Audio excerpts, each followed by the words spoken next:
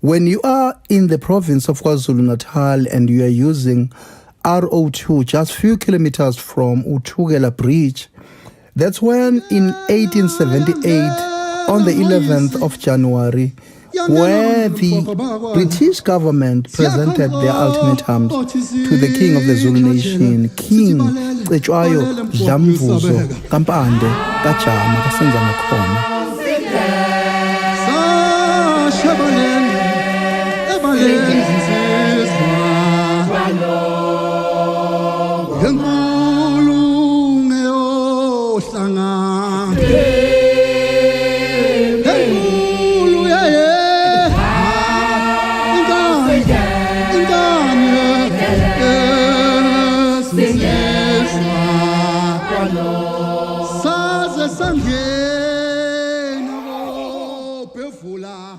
And I also wish to thank the Department of Arts and Culture for helping us, partnering with us in this initiative, because as we're faced with this particular pandemic, our kids, even if we die today, they'll still ask, who are we?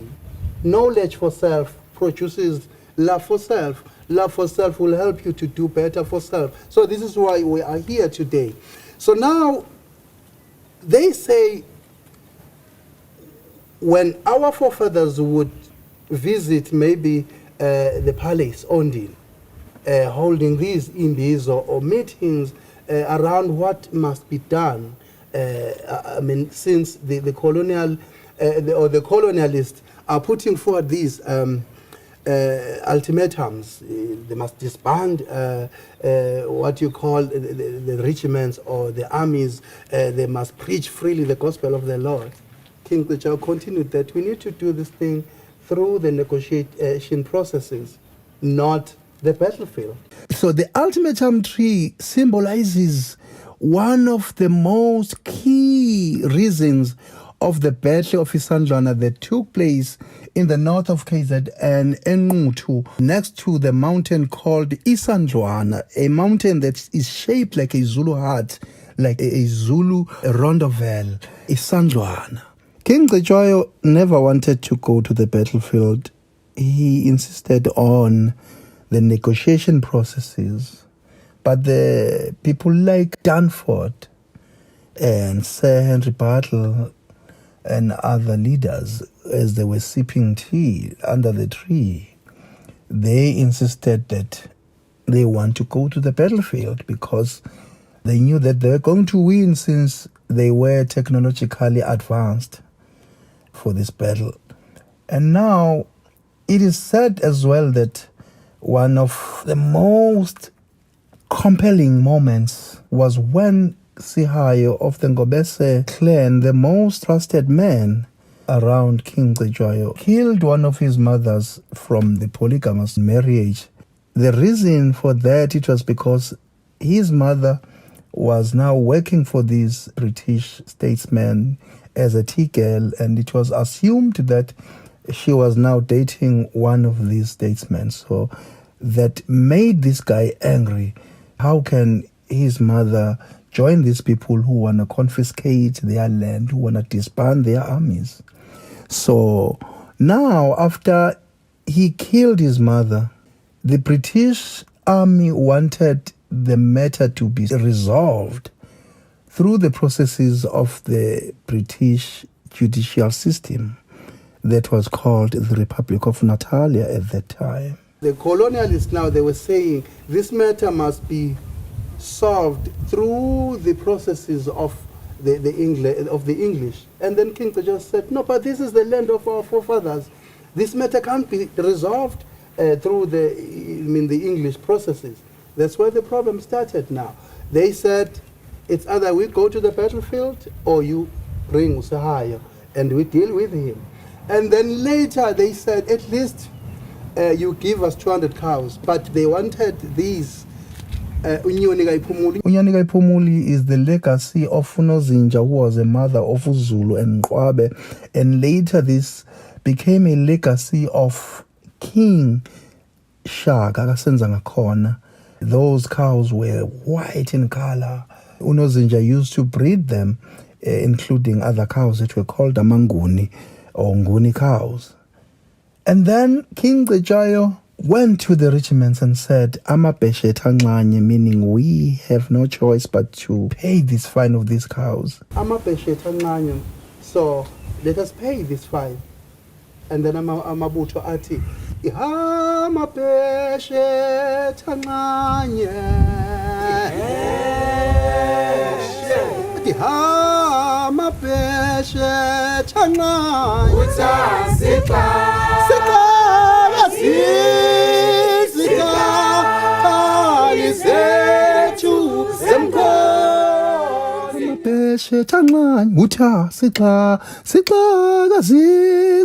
You know, they were so angry. And then they took these cows as they were moving with these cows to pay them to the British government. On the way, they said, you know what, let us kill these cows. As they were traveling with these cows, some of the regiments said, this is the legacy of our forefathers that can be dated back as far as the era of King Shaka. The best thing that we can do at this stage, let us stab these cows and eat them and then go back to the king carrying the skins. And then they did that, they went back. But we couldn't. We can never betray King Shaka. We can never sell the legacy of our forefathers. So now they went back to the king and said, we are ready now to fight. So this thing continued over and over up to the day where the regiment said to King Cetshwayo, we are going ahead. We need to take these people on.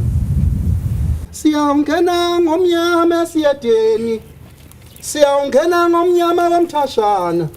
Bathi kwakhala umagazini esilungwini. Siyawungena emzini yamakhosi. Bathi zembe. Nasiya zomqaloka. Bathi kwakhala umagazini esilungwini zomqaloka.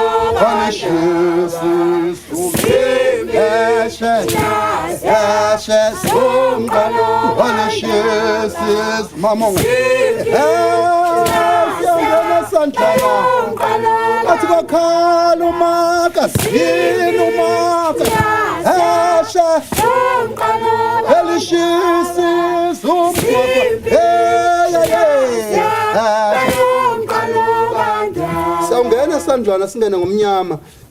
1879 January 22, in the north of KZN, Enquthu or Esinquthu Senkosi, the battle was between the regiments of the Zulu nation, comprised of different amabutho, you name it, uDlogo, uThuleziko, iNyosi. INyosi, they were even involved in the battle of 1856. The Battle of Indonda Kusuka. So most of these regiments, amabutho, were trained by King Shaka. So now, who were the key players of this battle? On the Zulu side, it was King Dlamvuzo Cetshwayo Kampande, who was a king of the time, the king of the Zulu nation. And then uNtshingwa Mahole, who was a general commander or an overall commander of the Battle of Isandlwana. Approximately he was like between the ages of 74 and 76 years old. They say that this battle was 10 kilometers apart in terms of the distance in between. So you can imagine a 76-year-old or 74-year-old running from that point to that point, the horns of a buffalo now. That was the structure of the battle. Singing kwantuthe shungale soke swashisa manxeba yeah bathi kusho mhlambisi shoma sambe kusho mhlambisi shoma sambe kusho mhlambisi awu shoma sambe kusho mhlambisi swashisa manxeba yeah kusho umdlambisi hloma sambe hloma sambe kusho umdlambisi. It was a very, very, very, very sorrowful moment, and yet they had so much viv and tenacity to fight for the future of their kids.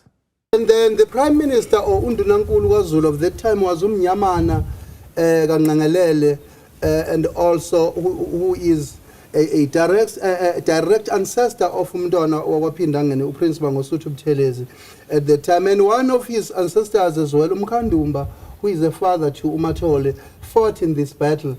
And then Aboma Vumengwane Kantuli Umkhosana Kwabiela of Egazini. They say that as they were preparing for this battle, wasukuma wagiya wadlala kuthiwa yamshaya inhlamvu. When he fell back, they continued to rally behind him because they thought he was still dancing, only to find that he was shot. And we say, may your soul rest in peace as the regiments of that time, and we hope to carry your spirit even today in fighting this pandemic. So King Cetshwayo took these ultimatums as an insult to the Zulu nation, because this meant that Zulus had to relinquish who they are. They had to forget about their spirituality, forget about their cultures, forget about their lifestyles. So now at that stage, it meant that they were faced with a reality, or they were confronted by the reality. They were forced to go to the battlefield. Bear in mind that as they were going to this battlefield, they were only armed with cowhide shields, spears, amambata, Zulu regalia, animal skins, amabeshu. That's the only thing that they were armed with. As they were faced with these soldiers that were armed with the most modified guns, that was called Martini Henry. In 1861, there was a gun called Martini Henry. Martini Henry was taken to Switzerland, and then there was an engineer called Friedrich von Martin. This is why it's called Martini Henry. And then they said he worked on the power of the spring, so that when the hammer hits the firing pin, the gun could kill more than 2 people at a time. And then later it was taken to Henry of Scotland. This is why it's called Martini Henry, because Martini worked on the power of the spring, and then Henry worked on the barrel. Historically, they say that the olden guns used to oversmoke a lot during the battle. Now that's how many got conquered, so they had to modify this gun for that. So in 1861, they said the gun was tested. Around 1866, 1871 it was manufactured. So by the time they met us in 1878, these people were ready. In the preparation of the battlefield, of the battle in the battlefield, this is what was used before. Upondo, others say impondo. I remember after 1910 when Shembe formed Ibandla lamaNazaretha, Imbom actually was not called Imbom, it was called Impondo, because amaNazaretha used this before. They came up with what you call Imbom today, what you call today Vuvuzela with plastic, but originally this is what was used. But it used to produce different sound. You have Itilongo or Upondo that is used to summon people for the battle, and then you have Upondo that you would say, oh, it's an imbizo or a meeting today. So it used to produce a different sound. So I think this is Nkomazi. Let's check the sound.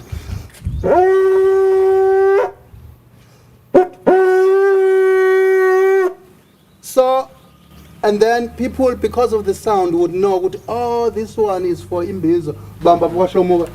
This is one for Ilokuzana imbizo. This one is for the war. So we need to understand these things. We need to understand who we are, because even this corona has become part of our history. Therefore, we can't say because we are faced with corona and then we forget who we are. So asife sibe siya phambili, sehluleka sizamile ingane zethu ziyodinga ukuzazi ukuthi zingobani. And then there are things like war cries, izaga, not to be confused with the proverbs. Isaga, as in a proverb.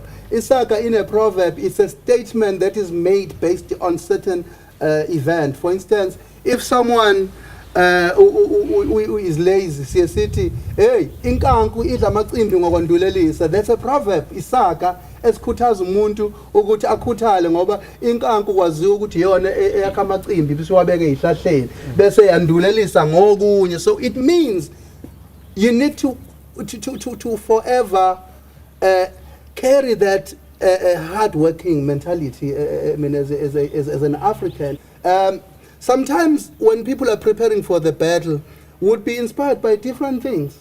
It's a smoke that they maybe they sensing from inyamazane, the incense that are being burnt in the preparation of the battle, or sometimes is the sound of induku maikhala, you know. So they would say, ikhalaphi, ikhalaphi, indukethu sizangosi, ikhalaphi, ikhalaphi, ikhalaphi, indukethu sizangosi, ikhalaphi. So now usi is actually the smell. So when they mabezwa it smells senyamazane, or they are sensing the smell of the incense of these incense that are burnt to stir courage. Regiments, they would say ikhalaphi because bezwa intelezi, bezwa inyamazane nephunga lenyamazane bese bethi ikhala. So now it means again Izaka, they capture the moment, because as these inyamazane are being burnt, someone composed, you know. And again uNtshingwa kaMahole Khoza,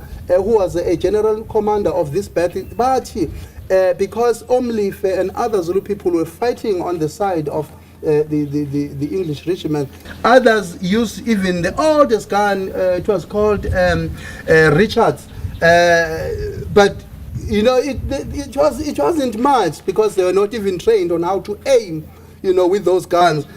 So uNtshingwayo wakhala. It was around 3 a.m. wathi Khosithutha ziyangithunukela, Khosithutha ziyangithunukela, Khosithutha ziyangithunukela, Khosithutha ziyangithunukela,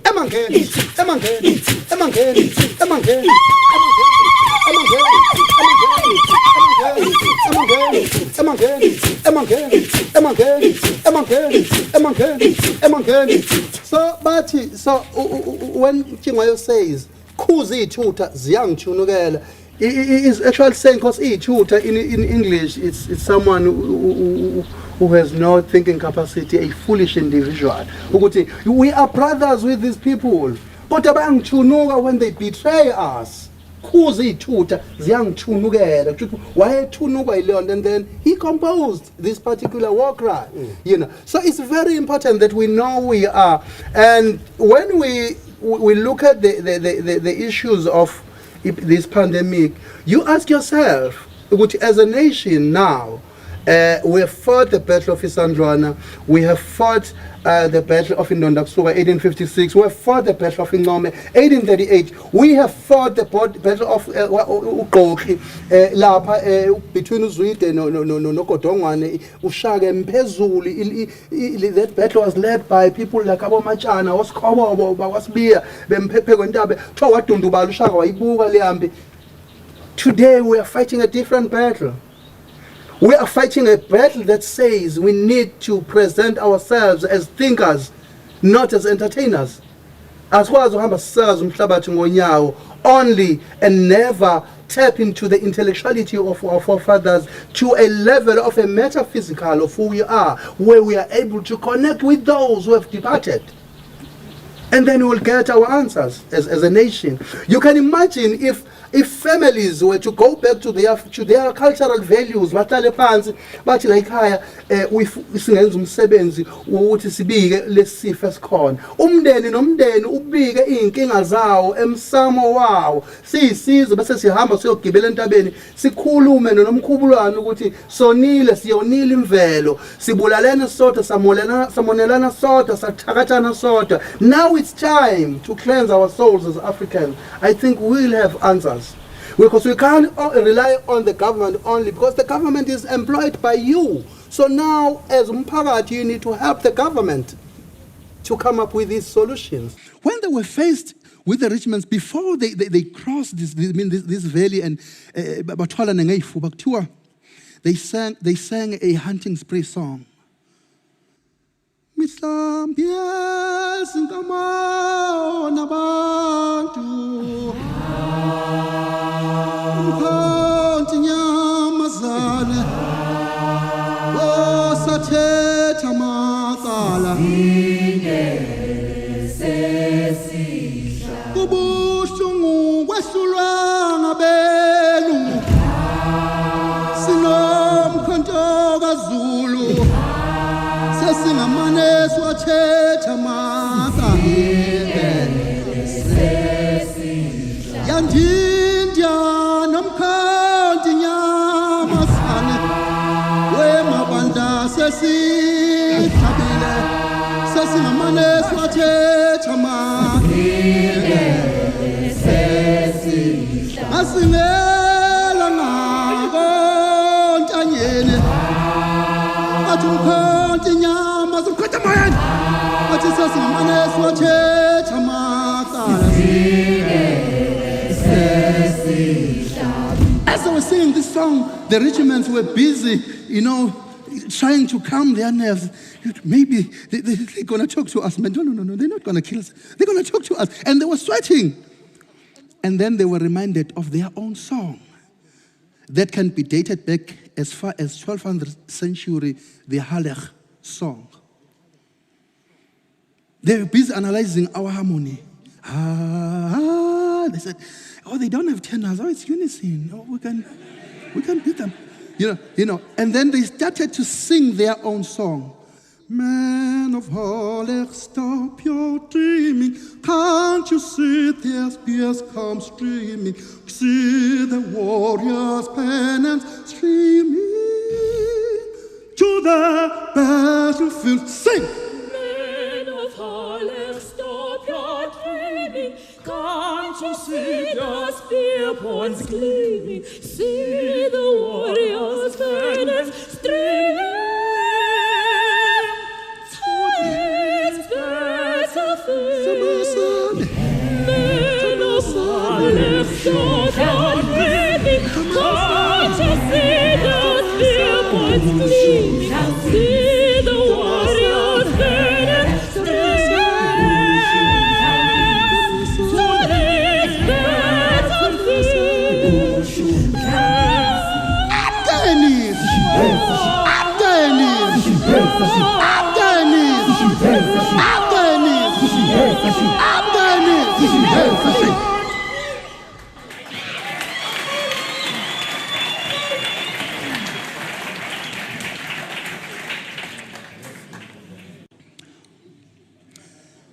The rest is history. So now, kuthiwa yathi silwile impi yaseSandlwana, sekulela amahashi elimhlophe elimnyama kulela umuntu omnyama omhlophe nomnyama, kuthiwa izisu zayibhamulwa yilanga kuhla kwamabhalunde abantu belele entabeni. Kuthiwa abanye ngenxa yokuthi as I said earlier that King Cetshwayo was against the idea of going to the battlefield because he cared about his own people. Kuthiwa batho kandaba akazasho ukuthi siyempini. Abanye bavuka bathi impi yamadube awukulela omnyama nomhlophe azingathi kulela amadube eSandlwana kwenzakala. Kuthiwa ke khona wavela wathi mina ngiyayisaba lempi, sengiyayisaba lempi kwasala amaduna kandaba eSandlwana okanti yaba kashongo njalo Zulu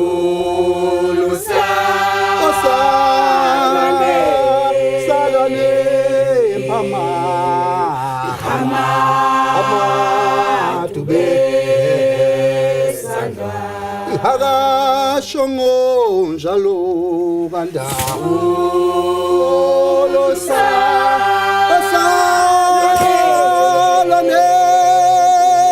bemathuba eSandlwana